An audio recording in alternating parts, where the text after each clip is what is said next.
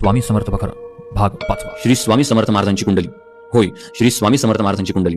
आपण आतापर्यंत ऐकत आलो होतो की श्री स्वामी समर्थ महाराज हे कर्दळीवनातून प्रगट झाले, परंतु ते श्री स्वामी समर्थ महाराजांचं प्रगटीकरण नसून श्री स्वामी समर्थ महाराज प्रगट झाले होते ते चिली खेडे ग्रामी बालरूपात. पण बऱ्याच मठांमध्ये श्री स्वामी समर्थांची आरती ऐकतो. जयदेव जयदेव जय श्री स्वामी समर्था, आरती ओवाळू चरणी ठेवून या माथा.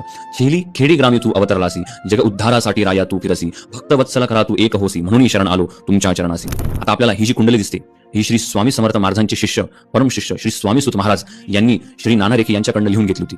परंतु आपल्या मनामध्ये हा प्रश्न असा नक्कीच येईल की श्री स्वामी समर्थ महाराजांची जे की अनंत कोटी ब्रह्मांडाचे नायक आहे त्यांची जन्मकुंडली कशी असू शकते.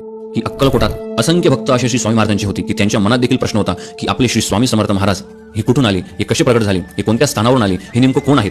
तर ही स्वामी महाराजांची कुंडली कशी लिहिल्या गेली, कोणामार्फत लिहिल्या गेली, कशासाठी लिहिल्या गेली, श्री स्वामी समर्थ महाराजांचं या पृथ्वी तलावर अवतार घेण्याचं कारण काय, तर या सर्व गोष्टी तुम्हाला पुढील भागात बघायला मिळतील. श्री स्वामी समर्थ. जय शंकर, जय जगदंब.